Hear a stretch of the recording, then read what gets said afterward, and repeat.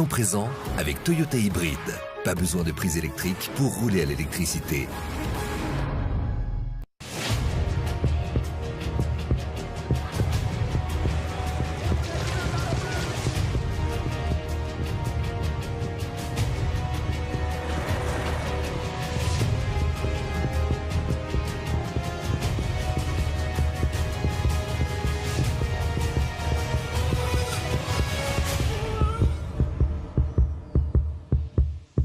Bonsoir à tous. Ce soir, Temps présent vous propose une enquête franche et courageuse sur les jeux vidéo. Désormais, cette industrie génère un chiffre d'affaires plus important que le cinéma. Et il n'y a quasiment plus un ado, une famille en Suisse qui ne possède pas sa PlayStation, avec tous les problèmes que cela peut impliquer sur la vie de famille ou la scolarité.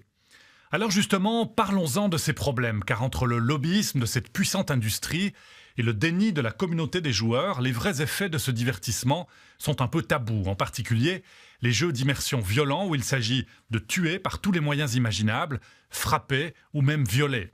Or, pour la première fois, la communauté scientifique dispose d'une recherche approfondie commandée par le gouvernement américain à la suite d'une sanglante tuerie dans une école. Ses conclusions sont irréfutables. Oui, les jeux violents provoquent l'addiction, l'agressivité et une diminution de l'empathie, une sorte d'indifférence à l'horreur. Nous savons bien sûr que notre reportage, signé Christophe Ingard et Xavier Nicole, va fortement déplaire à la communauté des joueurs. Alors, il est important de répéter que dans l'usage des jeux vidéo, tout est question de mesure et qu'un joueur, même forcené, ne va pas devenir pour autant un tueur en série. Mais il est temps aussi de cesser de se voiler la face. Oui, les jeux peuvent provoquer l'échec scolaire, l'isolement social et des troubles psychologiques importants ayant de graves effets sur l'organisme. Et oui, les parents, mais aussi les joueurs, sont souvent dépassés face à ce qu'il faut bien appeler une addiction, au même titre que l'alcool et le cannabis. Attention, quelques images peuvent heurter certaines sensibilités.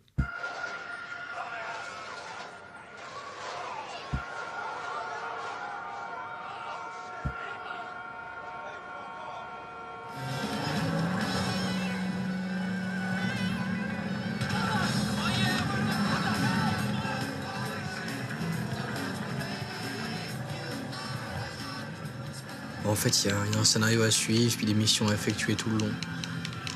C'est l'histoire de gangs, de gens qui se tirent dessus, de braquage, ce genre de choses. Mais ouais, il y a une grosse liberté de jeu, c'est un monde ouvert, quoi. Je peux aller où je veux, faire beaucoup de choses, un peu n'importe comment, n'importe quand, selon ma volonté.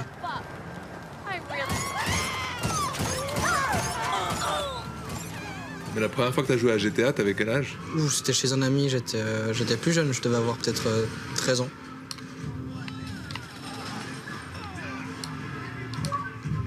C'est plutôt assez violent quand même, non? Oui, je donnerais pas ça à n'importe qui, disons.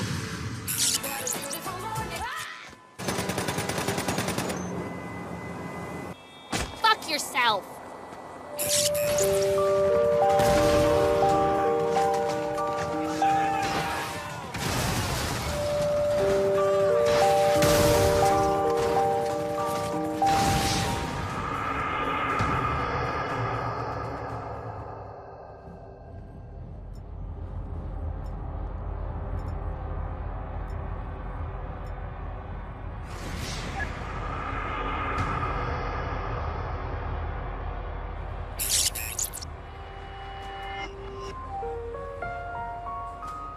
Voici le 10e art. Des graphismes qui déchirent. Un univers cool et immersif où le héros, c'est vous.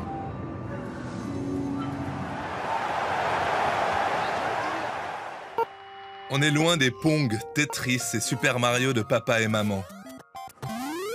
Mais le jeu vidéo aujourd'hui, c'est aussi du fric. Beaucoup de fric. Une industrie qui engrange 80 milliards de francs par an selon certaines analyses financières. C'est plus que le cinéma. Et comme dans tous les médias pour vendre, on use et abuse parfois de ce qui marche, le sexe et surtout la violence.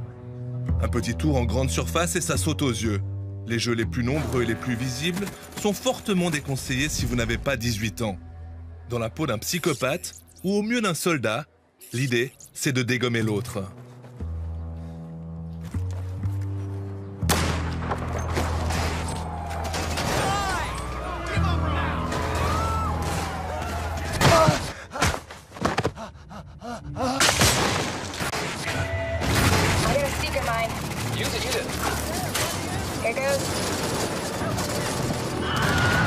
Nice. Okay, last one. Down. Le vrai problème, c'est quand on fait ensuite un petit tour dans les salons du jeu vidéo, comme ici à Polymanga, et qu'on constate que beaucoup de garçons, surtout, se contrefichent de ces limites d'âge. Tu joues à des jeux d'action aussi, violents, genre FPS? Ouais. Lesquels? Call of, il y a Far Cry, il y a aussi Splinter Cell, mais là j'y joue plus trop. Et ouais, c'est à peu près tout. Tu sais que ces jeux sont fortement déconseillés par Ouais, moins de je 18 sais. ans. Et Mais c'est captivant, c'est vrai que c'est addictif. Moi franchement j'adore. Et le fait de tuer, tirer tout le temps. Bah, je sais que c'est dans un jeu, du coup ça me fait pas peur. Autrement je sais que je vais pas faire ça dans la vraie vie, du coup pour moi c'est normal. Tu peux jouer combien de temps, de suite à peu près? Ça dépend, je peux faire tout l'après-midi facilement à jouer, Donc 4, 5, 6 heures? voire plus.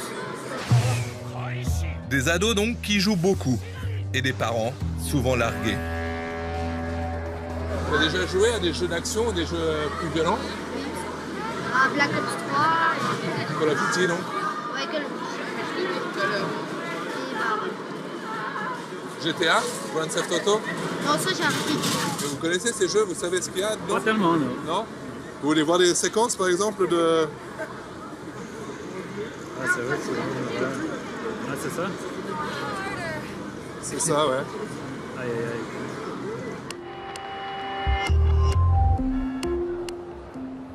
Qu'est-ce que vous pensez de... Là, il doit lui arracher une molaire. C'est une scène de torture. Ouais, mais je vais pas regarder. Non, c'est bon. Tu connais ça, hein? Faut que je fasse gaffe. Là, c'est vrai que Vous connaissiez photo. pas ça? Non, je ne connaissais pas du tout. Faut que je fasse un peu attention à ça. Là.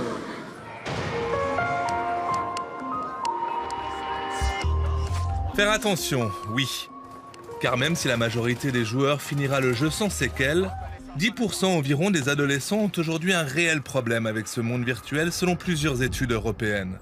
1 sur 10, et un pourcentage en hausse. En tête des préoccupations, le temps passé à jouer, jeu violent ou pas. Christian, 16 ans, n'est plus un cas rare.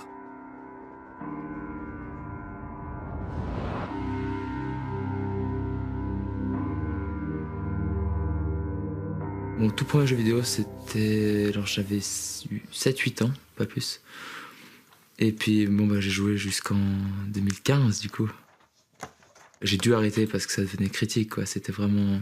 J'étais vraiment trop addict à certains jeux vidéo. Addict, ça veut dire quoi? C'est-à-dire que je passais 8 heures par jour, je faisais que ça, j'étudiais pas, j'étais concentré que sur cette chose. Avec quoi comme conséquence? Bah, une prise de poids, les notes qui chutent, ouais, les critiques aussi à l'école, plein de choses comme ça, c'était vraiment... C'est un peu plus dur à assumer. Les insultes commencent à venir, c'est là qu'on réfléchit et qu'on se dit que c'est... Il faudrait peut-être changer, quoi. Il y a quelque chose qui va pas. Parce que tu as pris beaucoup de poids. Oui, j'ai pris 50 kilos en 2-3 ans, quand même. Donc c'était vraiment... Ouais, c'est extrême. Merci. Les moments en famille deviennent aussi très rares avec de telles addictions. Des parents divorcés dans le cas de Christian. Une superbe occasion d'ailleurs pour jouer 2 fois plus.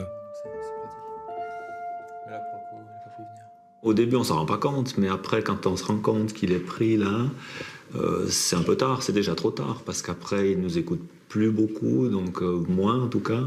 Donc c'est vrai qu'on est, oui, on est un peu dépassé. Ouais, c'est vrai. À partir du moment où on ferme la porte à clé, ou bien quand on se lève à 11h, 10-11h, on sait qu'ils sont couchés, puis qu'on fait doucement, puis qu'on commence à jouer à l'ordinateur. Vers 11h le soir donc. Oui, bien sûr. C'était ça. Donc t'as beaucoup joué en cachette aussi. Oui, bien sûr. Comme beaucoup de jeunes d'ailleurs. La plupart du temps, il restait enfermé. Donc c'est vrai qu'on avait beaucoup moins de rapports, donc on n'a pas vraiment des anecdotes en soi, mais en fait c'était surtout le fait qu'il reste enfermé dans son milieu clos de sa chambre. Et c'était un peu son lieu, son repère, quoi. Selon Christian, c'est le sport qui l'a sauvé. Et depuis 1 an, il a posé sa manette pour soulever de la fonte.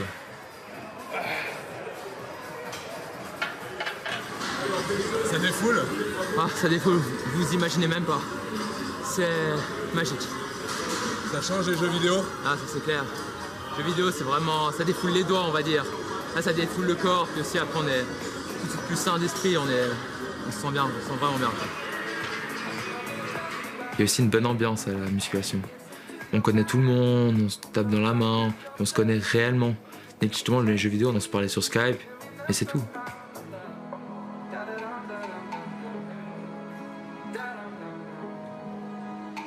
Le pire, c'était l'isolement. Parce que tant j'avais plus d'amis, j'en avais un que je connaissais en vie réelle, qui jouait énormément aux jeux vidéo avec moi. Autrement, j'avais plus vraiment d'amis. Les seuls amis que j'avais, c'était sur les jeux vidéo.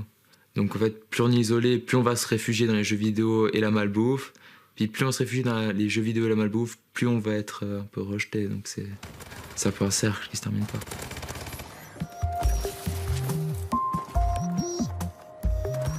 Un cercle vicieux qui n'est pas toujours aussi facile à briser. Mike a 19 ans, de nationalité suisse et américaine. Très jeune déjà, il s'est immergé dans les FPS, ces jeux de tir à la première personne.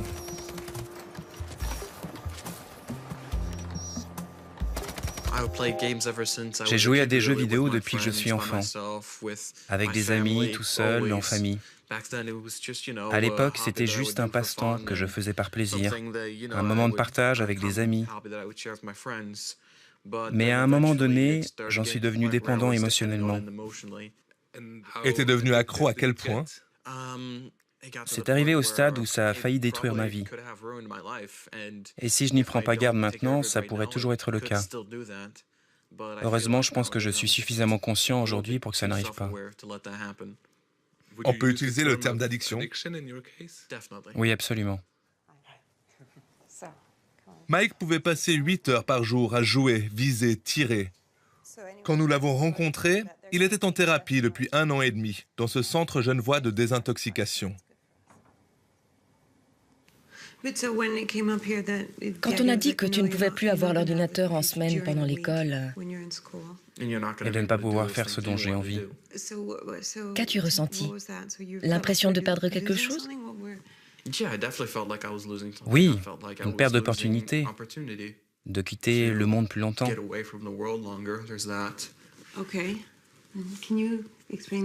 Quitter le monde? Tu peux m'en dire plus? Que ressens-tu devant l'ordinateur?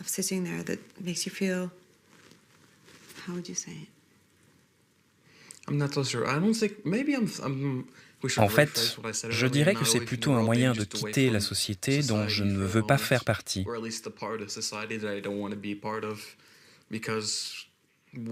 Devant l'ordinateur, je socialise avec qui je veux.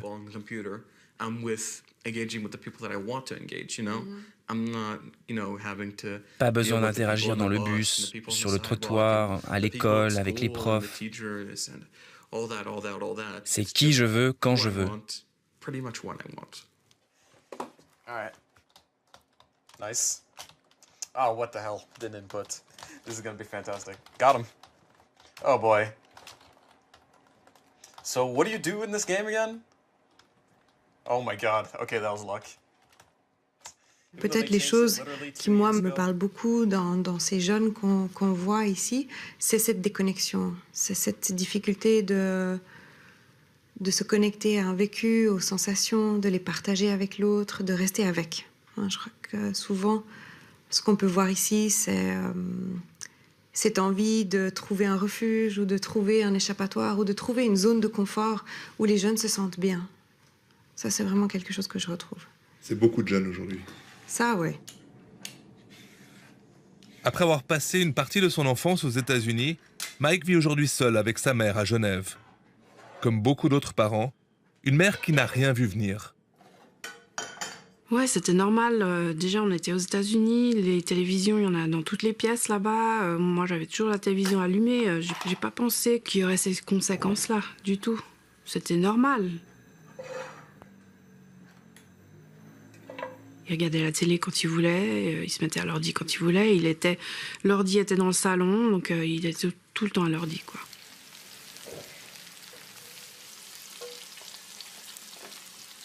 L'ordinateur est devenu un problème quand l'école, ça allait pas, en fait. Quand il se levait pas le matin, quand il n'arrivait pas à se concentrer, quand il faisait pas ses devoirs parce qu'il voulait être sur l'ordi, quand il voulait pas s'enlever de l'ordi quand c'est l'heure d'aller se coucher. Donc ça, c'est plus tard, vers 12, 13, 14, comme ça, par là autour.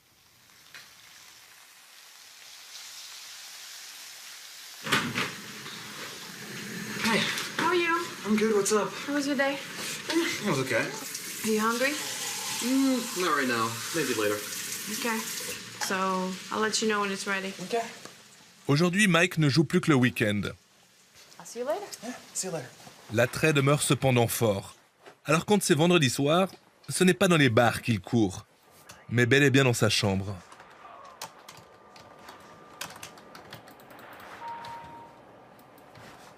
A year and a half ago, when I did start the therapy, il y a 1 an et demi, quand j'ai commencé la thérapie, je ne pensais pas que j'avais des problèmes. Je n'arrivais même pas à y penser.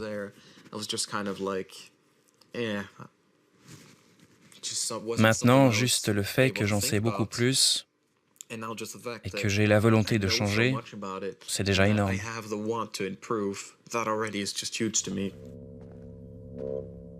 L'immersion sans fin dans le monde virtuel. Un problème grandissant pour ce centre de référence à Genève. Un centre spécialisé à la base dans les addictions aux stupéfiants. Année après année, nous avons de plus en plus de jeunes qui viennent pour ces questions d'utilisation excessive de jeux vidéo. Donc on a presque l'impression que la question des consommations de substances est en train de se stabiliser, voire baisser un tout petit peu. Par contre, la nouvelle vague, nous le craignons, va être ces types-là de problématiques, donc des problématiques d'addiction comportementale et en particulier aux jeux vidéo. Donc le cannabis, quelque part, c'est du passé. Pour certains jeunes, oui, c'est devenu désuet, absolument, oui. Une nouvelle drogue, donc. Avec quel effet sur le comportement? C'est la question centrale de notre enquête, la plus polémique. Car si, comme Christian et Mike, la majorité des accros s'en sortent avec de l'aide, ce n'est malheureusement pas le cas de tous. L'isolement, la violence et le passage à l'acte sont au cœur d'une tragédie qui a secoué les États-Unis il y a 4 ans. Chronologie d'un drame qui va relancer le débat.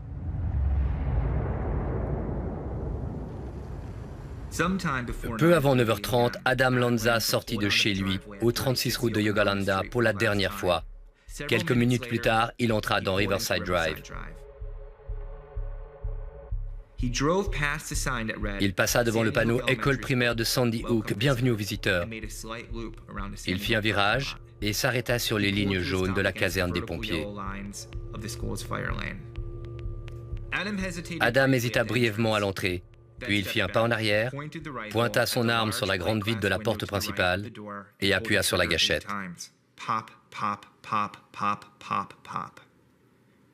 Les tirs et l'explosion de verre résonnèrent dans les couloirs de l'école, détruisant la paix et la tranquillité pour toujours.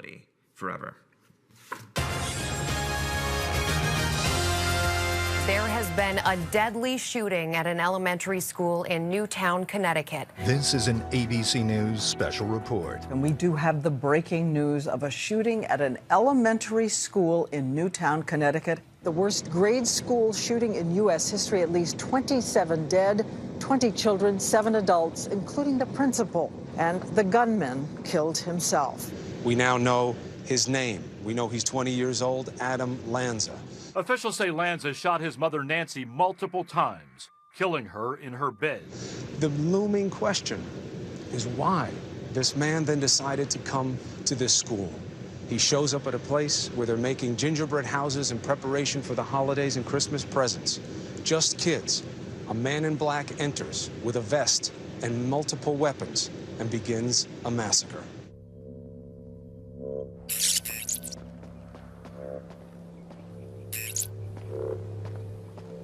Quelques heures après le massacre, le journaliste new-yorkais Matthew Lysiak est envoyé sur place. Il enquêtera près de 5 mois à Newtown. En racontant cette histoire, je ne cherche pas à glorifier un tueur. Je cherche à comprendre pourquoi. Parce que si on ne cherche pas à comprendre, on ouvre la porte au prochain tueur. J'ai 4 filles. Je ne suis pas prêt à ça. Pourquoi est-ce que cette tuerie nous intéresse aussi? Parce que la police fait rapidement une stupéfiante découverte dans la luxueuse maison des Lanza. Une chambre aux vitres recouvertes par des sacs poubelles, une tanière remplie d'armes, de munitions, mais aussi d'écrans, d'ordinateurs, de consoles et de jeux vidéo.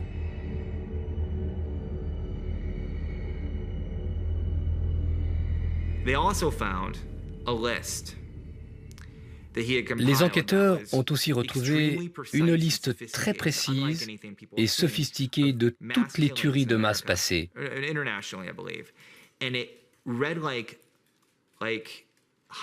Une liste ressemblant à un tableau de score d'un jeu vidéo. Numéro 1, numéro 2, nombre de morts, armes utilisées. Adam Lanza a étudié ces tireurs, il a tout étudié pour arriver en tête de liste. Je crois que c'était l'un de ses buts, faire le plus de morts possible. Si vous allez dans un supermarché, les gens peuvent s'enfuir. Classe par classe, il n'y a pas d'issue.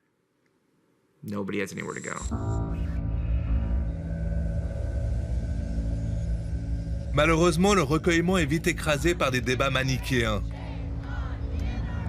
Il faut trouver le coupable. D'un côté donc, on accuse les armes. De l'autre, les jeux vidéo. Vicious, violent video games with names like Bulletstorm, Grand Theft Auto. What about the violence in our video games? The depiction of these assault weapons again and again. Violence, the realism that you find in games and movies. Ladies and gentlemen, President Barack Obama. Il devient urgent de calmer le jeu. Fin janvier 2013 donc, le président américain plaide pour explorer toutes les pistes. Mieux encadrer l'accès aux armes, bien sûr, mais pas seulement. Those who oppose even modest gun safety measures have threatened to defund scientific or medical research into the causes of gun violence. I will direct the Centers for Disease Control to go ahead and study the best ways to reduce it. And Congress should fund research into the effects that violent video games have on young minds. We don't benefit from ignorance. We don't benefit from not knowing the science of this epidemic of violence. Un message entendu. Des 4 coins du pays, 7 professeurs de l'Association américaine de psychologie se réunissent. Une task force indépendante qui vient de rendre publics ses résultats dans une gigantesque méta-analyse sur les jeux vidéo violents. Avant donc de retourner à Newtown, direction Washington DC. Rendez-vous pris avec l'une des 7 professeurs de cette task force.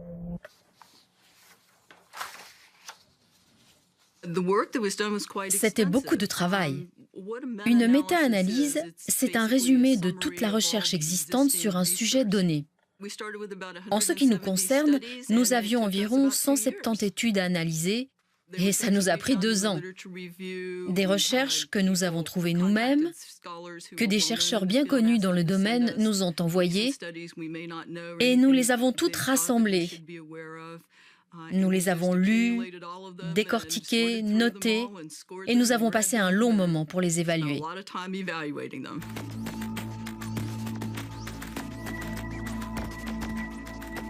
Des dizaines d'études du monde entier. Les plus récentes qu'on puisse avoir. Le nec plus ultra de la science dans ce domaine. Résultat, nos découvertes étaient assez régulières. Nous avons vu l'impact de ces jeux sur l'agressivité à tous les niveaux. Une augmentation des comportements agressifs, des pensées agressives, une excitation provoquée par ces jeux violents. Il en ressort aussi que les joueurs deviennent moins sensibles à la violence. Leur empathie diminue ainsi que leurs comportements prosociaux. Un ensemble d'effets assez consistants.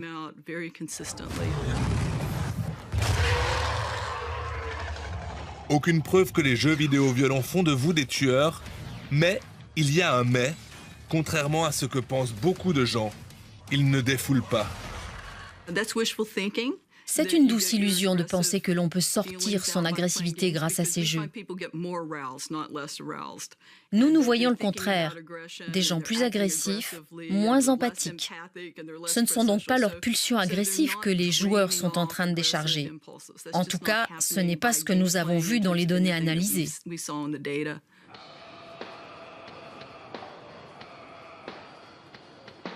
Ces conclusions scientifiques sont aujourd'hui partagées par de nombreux experts en Suisse aussi. Et même les joueurs le remarquent. Pas facile d'être au calme sur certains jeux en ligne quand le but n'est que de flinguer l'autre.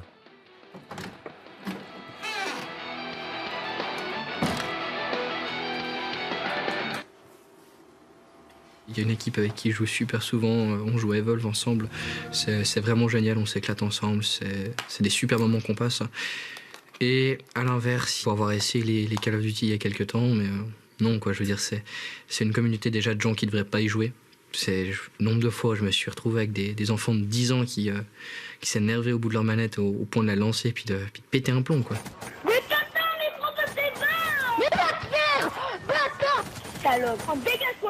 Faut savoir jouer avec des gens matures. Tout le monde n'a pas la maturité pour savoir se mettre dans le principe ok c'est un jeu, je suis là pour m'amuser, je suis pas là pour être plus fort que les autres.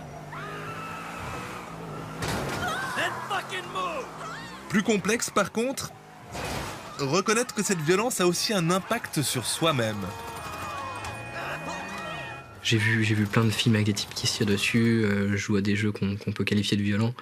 Donc forcément, au bout d'un moment, je me dis, bon, j'ai déjà vu ça, je sais que ça va pas me heurter comme ça m'a heurté la première fois. Enfin, comme ça peut heurter quelqu'un la première fois. À force de voir toujours la même chose, on s'y habitue. C'est surtout ça. On réagit moins fortement, on réagit moins sous le coup de l'émotion. C'est moins direct. Je suis peut-être moins sensible que je l'étais à mes 13 ans. Après, à savoir si je suis moins sensible qu'une personne standard, ça c'est une autre question. Et je sais pas, peut-être, peut-être pas.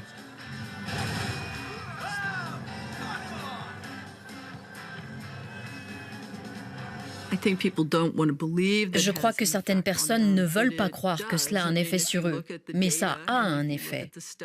Si vous regardez les données scientifiques, les résultats sont solides et récurrents en matière d'impact sur les comportements humains.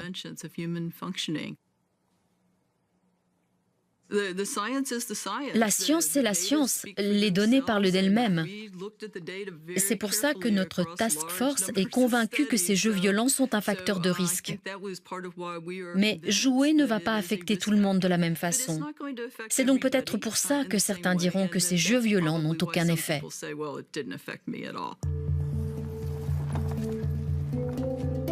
Pour parvenir à toutes ces conclusions, la méta-analyse américaine intègre de nombreux tests en laboratoire, comme ceux menés ici, à Grenoble.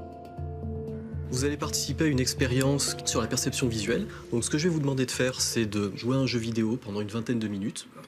Donc je vais mettre ceci sur votre petit doigt. Donc c'est un capteur qui permet de mesurer votre activité cardiaque.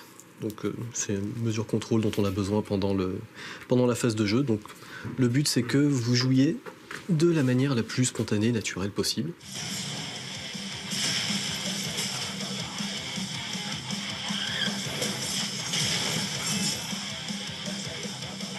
En fait, cette expérience compare le niveau d'agressivité entre deux joueurs sans qu'ils le sachent.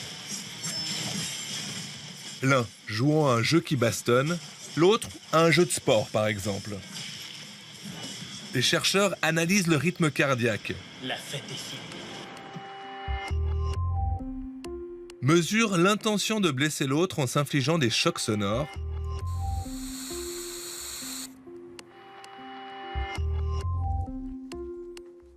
Et évaluent finalement les pensées agressives de chaque joueur.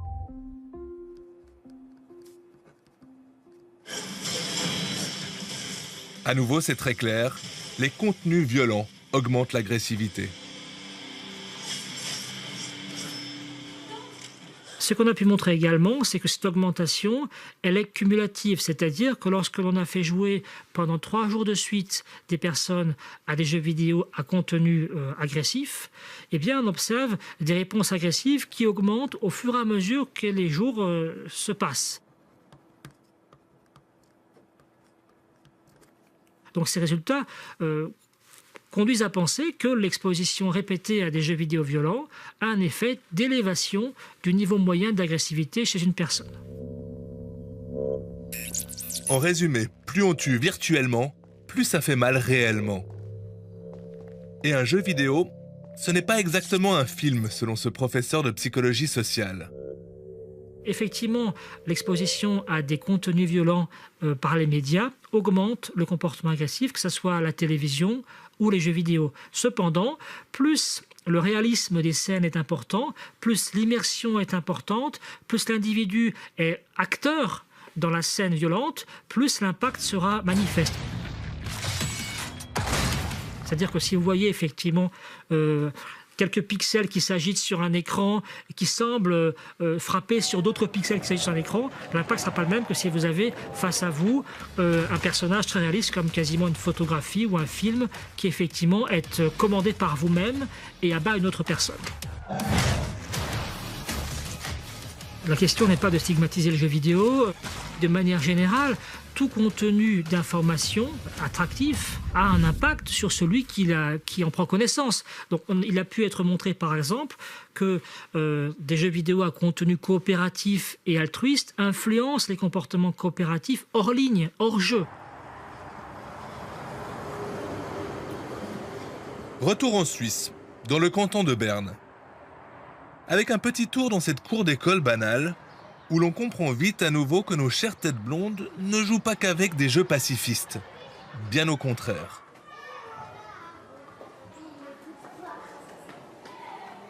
Un exemple qui me semble assez intéressant, la semaine passée, j'ai vu un texte, un garçon de 10 ans qui écrivait une histoire, et c'était finalement l'histoire d'un jeu vidéo qu'il a joué. Et il a parlé d'une torche humaine.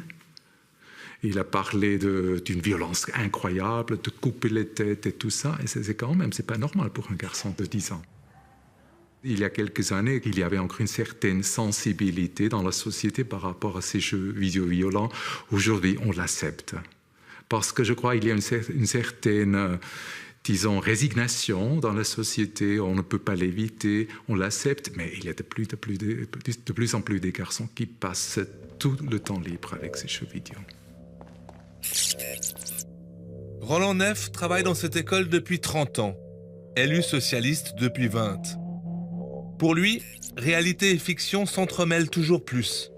Et il est convaincu que dans certains cas, la violence virtuelle peut même conduire au passage à l'acte. Je suis assez pessimiste par rapport à cette question.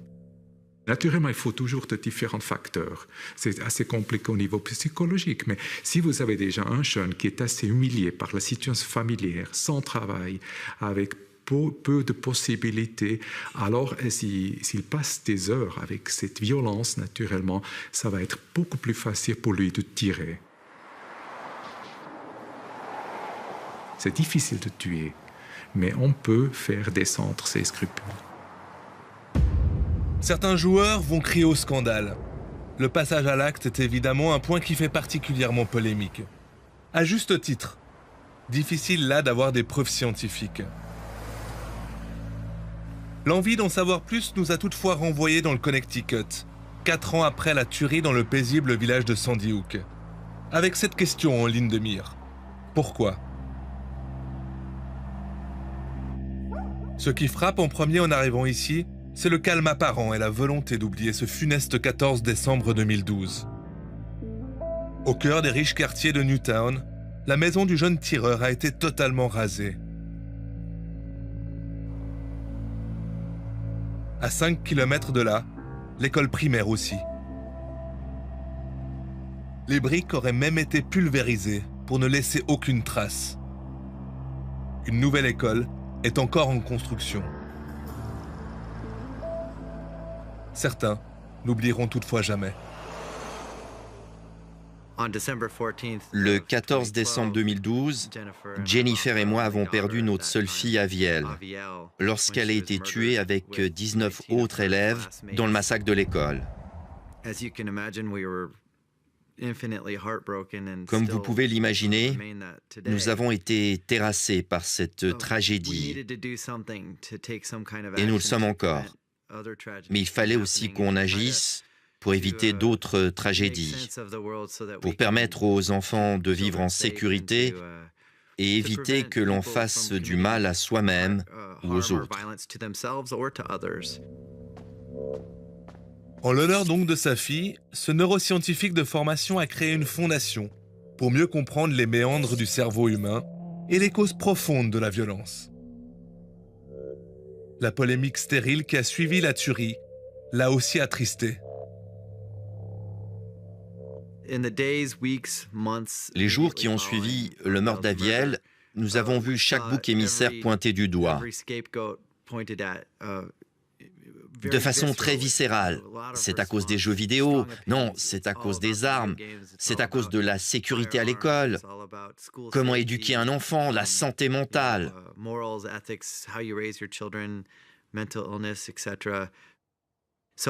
Donc, notre réponse, c'était de prendre du recul et remonter aux causes profondes. Pourquoi les gens agissent-ils violemment ? Le lien entre l'inné et l'acquis. Qu'est-ce qui conduit à ces tragédies? Et ça ne sera pas une réponse unique.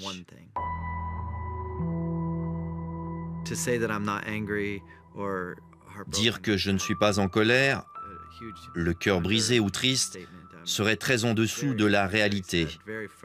Je suis très en colère, très triste, très frustré. Mais la première règle dans notre maison, c'est ne pas pleurnicher. Il faut des solutions. Et c'est ce que nous sommes en train de chercher.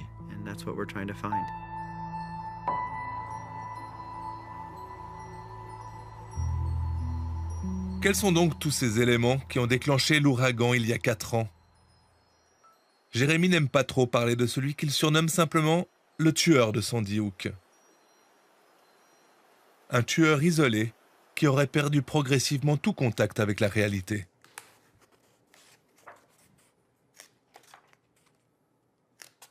Un autre ami d'Adam parlait de lui comme un marginal. Ses problèmes mentaux, ses ambitions militaires, ses habitudes de jeu et son déclin dramatique dans toute forme d'interaction sociale a conduit ce garçon à s'éloigner toujours plus de la réalité. Même le stand de tir n'était plus aussi attirant.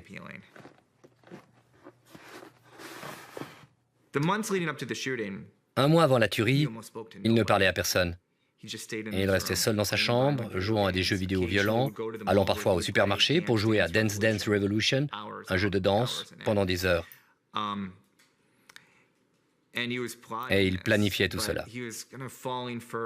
Il sombrait de plus en plus dans un état de psychose, selon certains spécialistes. Sa connexion avec la réalité, que nous avons tous en communiquant les uns avec les autres, lui ne l'avait plus. Il ne parlait même plus avec sa mère. À la fin, ils ne communiquaient plus que par email ensemble.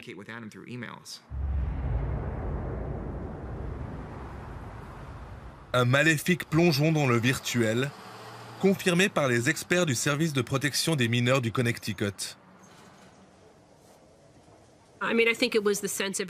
Je crois que la conclusion de toutes les personnes qui ont eu accès aux documents que nous avons vus, et après nos discussions avec l'unité comportementale du FBI, c'est que le fait de vivre dans cet univers parallèle était incroyablement malsain.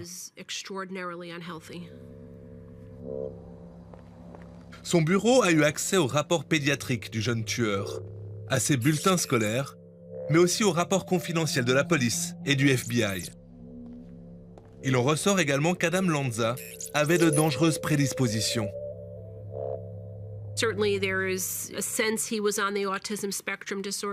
Il avait très certainement un trouble autistique, mais aussi et surtout de graves TOC. Il n'aimait que certaines choses très précises. Et il y avait une grande complaisance de sa famille à ce niveau,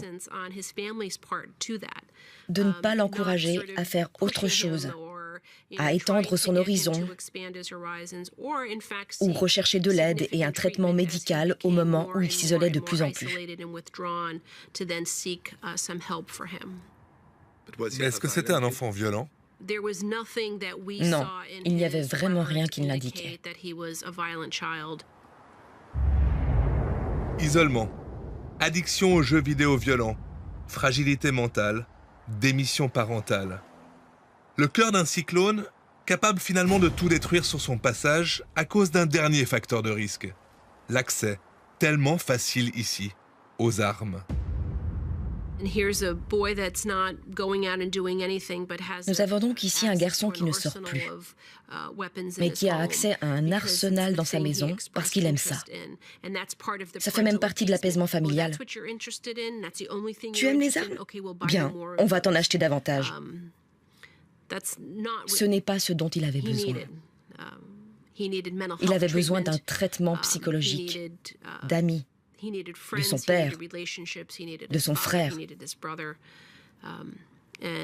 Mais il n'avait plus rien de tout ça.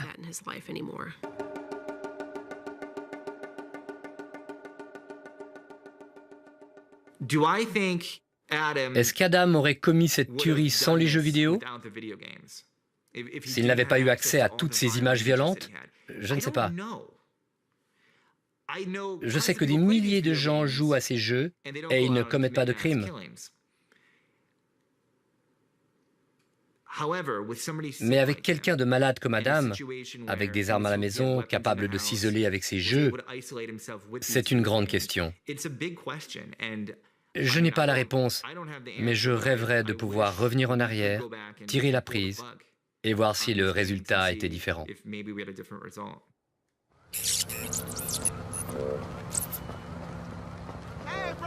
L'une des pires tueries au monde aurait-elle pu être évitée ainsi? On ne saura jamais. À l'Office médico-pédagogique de Genève, on martèle toutefois que cette violence n'est pas à mettre devant tous les yeux. Des jeunes qui ont déjà des difficultés de la régulation émotionnelle, comme des jeunes avec un syndrome d'Asperger, par exemple, ou des jeunes avec des troubles de la personnalité, risquent d'être encore plus désensibilisés. Il y a quelque chose de terrible à ça, parce que tout le travail qu'essayent de faire des professionnels, des thérapeutes avec ces enfants, c'est précisément de leur redonner une capacité à percevoir, sentir les émotions, avoir une représentation des émotions des autres. Donc on peut vraiment dire que d'une certaine façon, ces jeux vidéo-violence, c'est l'anti-psychothérapie ou c'est l'anti-développement des capacités émotionnelles.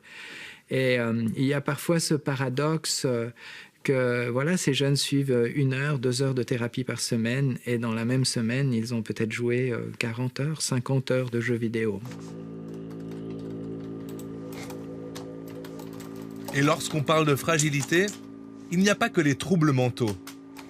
Très jeune, Mike a par exemple souffert de harcèlement à l'école. Un traumatisme qui le marque encore aujourd'hui. Tu as été harcelé plus jeune. Oui. Y a-t-il un lien entre le harcèlement et ce havre de paix virtuel pour s'éloigner de cette partie difficile de ta vie?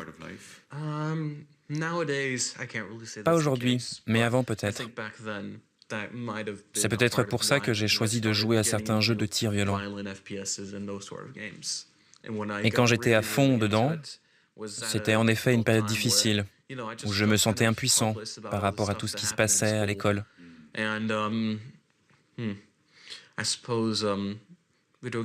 Donc ces jeux vidéo m'ont permis d'oublier et m'ont donné une impression de contrôle. Et peut-être...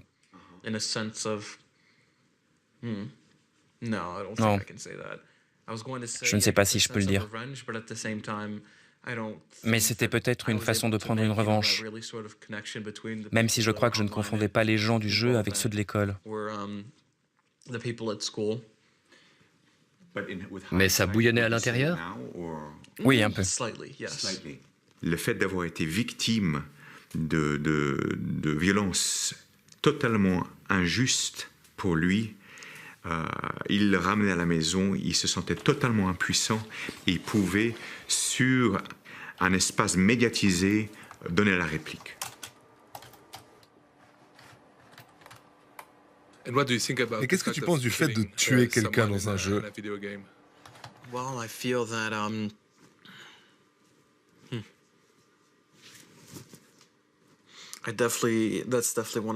C'est encore une chose avec laquelle je ne suis pas très au clair. Peut-être que je devrais y penser plus. Car ça peut être très gratifiant de tuer quelqu'un dans un jeu vidéo. Pour moi, lorsque j'ai été harcelé, je crois que ces jeux de tir violents m'ont vraiment renforcé. Voilà, j'étais encore bon à quelque chose, bon dans ce que j'aimais. Car à l'époque, j'avais très peu confiance en moi. Mais cette chose, c'est tuer. Oui. Bizarre, non?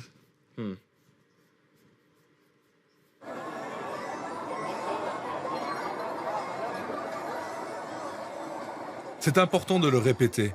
La majorité des joueurs n'aura pas de tels problèmes. Mais aujourd'hui, 90% de nos jeunes jouent. C'est énorme. Et face aux preuves scientifiques, avec un futur toujours plus immersif, notre enquête nous conduit naturellement vers l'industrie. Qu'est-ce qu'elle en pense? Malheureusement, aucune grande compagnie n'a souhaité nous parler d'addiction, ni de violence. En Suisse, le seul à avoir accepté l'interview, c'est le responsable roman de leur association fêtière. Mais en tant que représentant de l'industrie, quels sont les risques selon vous que des jeunes ou des personnes non appropriées jouent à ces jeux? Y a des risques dans le sens où ça ne l'aurait pas conseillé. C'est difficile de poser un diagnostic, ça va dépendre des personnes, mais c'est pour ça qu'on met justement ces règles en leur disant si vous avez moins de 18 ans, ne jouez pas à ce jeu. Vous admettez qu'il y a des risques? Parce que ça a un impact très certainement.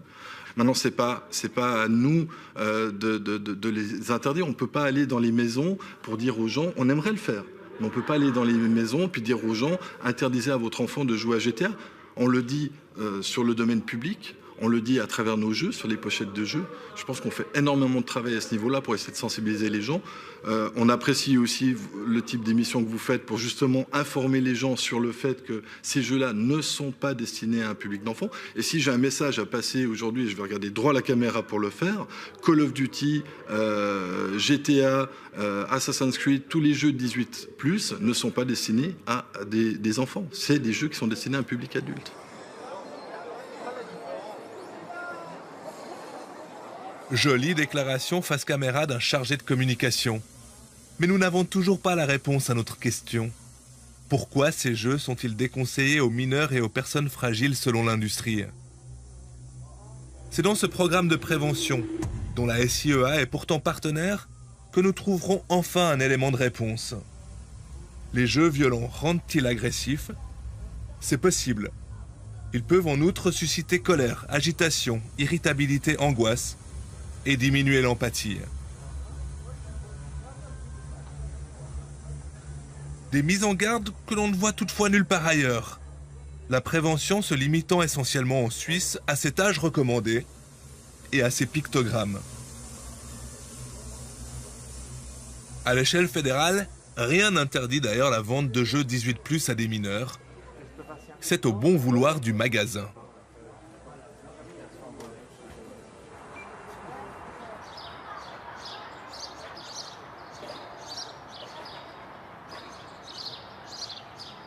Moi, je suis toujours convaincu qu'il faut changer la loi parce que si on veut une certaine sensibilité, surtout par rapport aux parents, alors il faut faire une loi assez forte.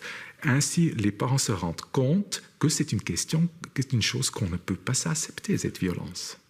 Ça veut dire interdire ces jeux violents? Ça veut interdire la vente de tels jeux aux enfants et aux jeunes.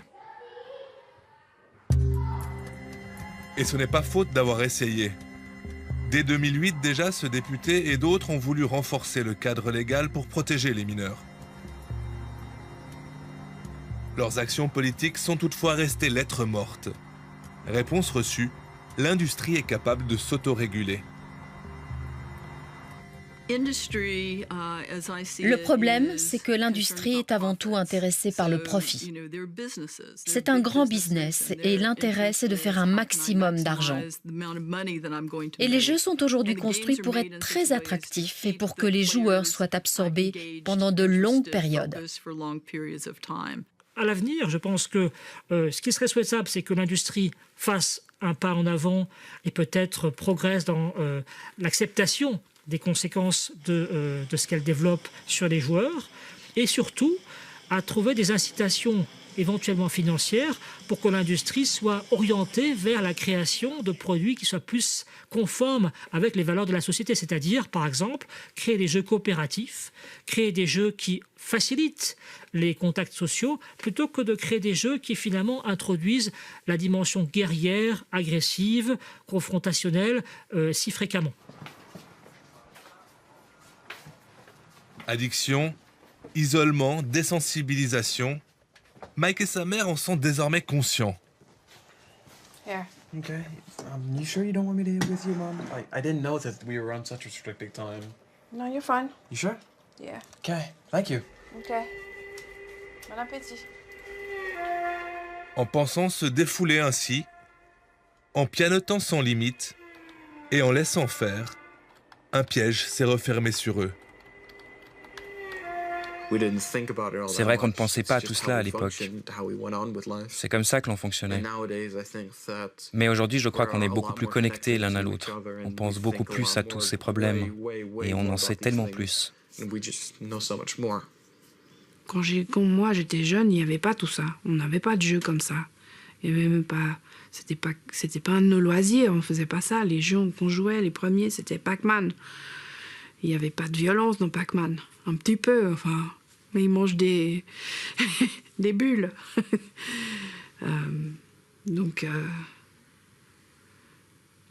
Je sais beaucoup plus de choses aujourd'hui que je savais avant. Si j'avais su ce que je savais aujourd'hui il y a 10 ans, on n'aurait peut-être pas eu tous les soucis qu'on a eus. Mais j'étais un peu dépassée, en fait. Hey, one day with you. Okay. How's the food? It's pretty good. Actually, pretty decent. How did you make zucchinis taste good?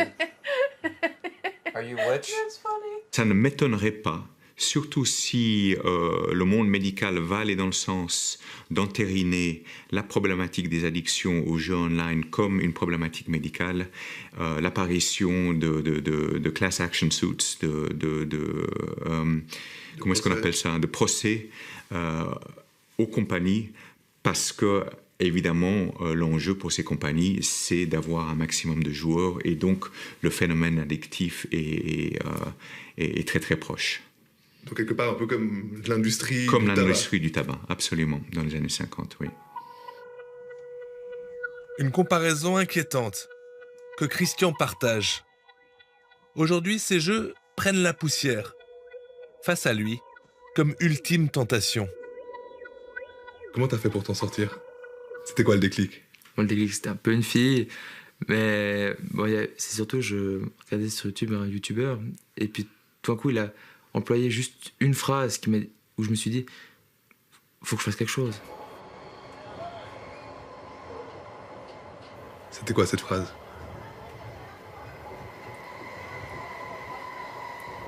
Je veux qu'à la fin de cette vidéo, vous mettiez face à votre glace et vous vous regardiez. En face de vous, vous avez votre reflet. En face de vous, vous avez votre plus grand rival. C'est vraiment ça. C'était ce que je me suis dit, c'est je suis mon pire ennemi. C'est-à-dire que il a réussi, pourquoi pas moi ? Pourquoi j'arriverais pas à changer ? Pourquoi je pourrais pas changer ? Et donc je me suis dit, il faut que je me motive, il faut que je trouve quelque chose pour changer. Je commençais justement à courir, à manger sainement. Et puis ça m'a... Justement, j'ai vraiment réussi à changer grâce à ça.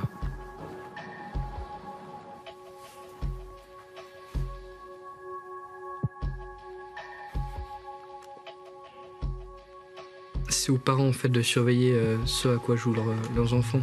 Je veux dire, il y a des parents qui disent je donnerai jamais Orange Mécanique à mon fils de 10 ans, mais tiens, vas-y, joue à Call of Duty, amuse-toi.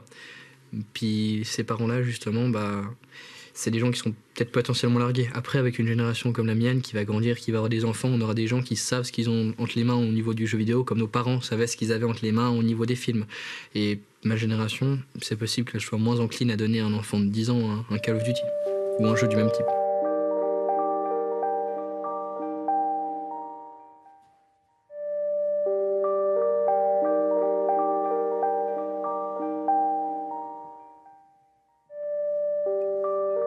Une fois encore, soulignons que l'usage des jeux vidéo à dose raisonnable n'a jamais tué personne et qu'il peut même d'ailleurs avoir aussi de grandes qualités. Ainsi, les jeunes chirurgiens qui ont pratiqué le jeu sont par exemple très à l'aise dans la réalité virtuelle et donc dans la conduite de robots chirurgicaux. Les scientifiques relèvent aussi que certaines parties du cerveau peuvent être stimulées avec bénéfice grâce au jeu et même ralentir le vieillissement.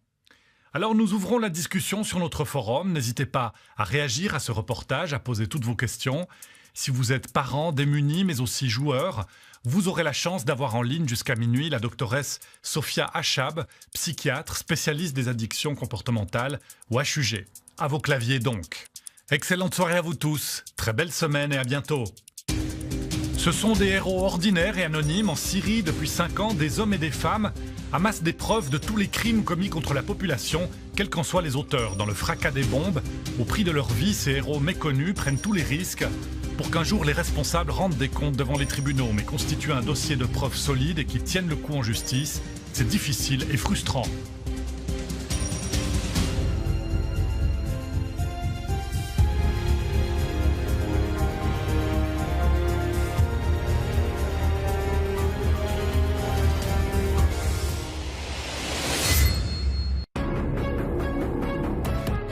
Temps présent avec Toyota Hybride. Pas besoin de prise électrique pour rouler à l'électricité.